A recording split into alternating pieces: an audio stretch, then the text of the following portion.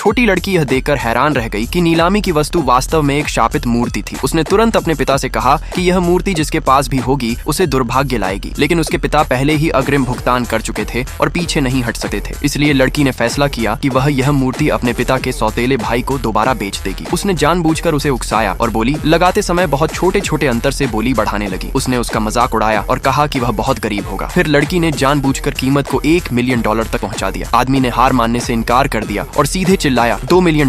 आखिरकार आदमी ने वह वस्तु जीत ली, लेकिन जब उसने लड़की के विजयी मुस्कान को देखा तो उसे बहुत देर से एहसास हुआ कि उसके साथ धोखा हो गया है। लड़की ने यहाँ तक उसका मजाक उड़ाया और कहा कि वह बेहद बेवकूफ है। आदमी बेबस था और अपने दुर्भाग्य को ही स्वीकार कर सका। जब वह मंच पर भुगतान करने जाने वाला था, लड़की ने अपनी सुपर पावर का इस्तेमाल करके जानबूझकर उसके साथ खिलवाड़ किया। उसने यह इसलिए किया क्योंकि वह आदमी अक्सर उसके पिता को परेशान करता था। फिर नीलामीकर्ता ने दूसरी वस्तु पेश की जो 2 रहस्यमयी डिब्बे थे। नीलामीकर्ता ने घोषणा की कि इन्हें ब्लाइंड बिडिंग से बेचा जाएगा। सभी ने सोचा कि इस तरह की नीलामी बहुत जोखिम भरी होती है और आसानी से भारी नुकसान करा सकती है, लेकिन जो आदमी अभी अभी शर्मिंदा हुआ था उसने अपनी प्रतिष्ठा वापस पाने की ठानी। उसने घोषणा की कि सुनहरे डिब्बे में जरूर अनमोल खजाना होगा। उसने यह भी कहा कि साधारण लकड़ी के डिब्बे में केवल कचरा ही होगा। भीड़ ने भी उसके विचार की सराहना की, लेकिन अगले ही पल लड़की ने देखा कि लकड़ी का डिब्बा आध्यात्मिक ऊर्जा बिखेर रहा है। उसने तुरंत अपने पिता से लकड़ी का डिब्बा खरीदने की बोली लगाने को कहा। उसने उन्हें आश्वासन दिया कि उसमें अनमोल खजाना छिपा है। अमीर आदमी को लड़की पर विश्वास करते देख दूसरा आदमी हंसी उड़ाने लगा, लेकिन अगले ही क्षण अमीर आदमी ने लकड़ी के डिब्बे को खरीदने के लिए $3 मिलियन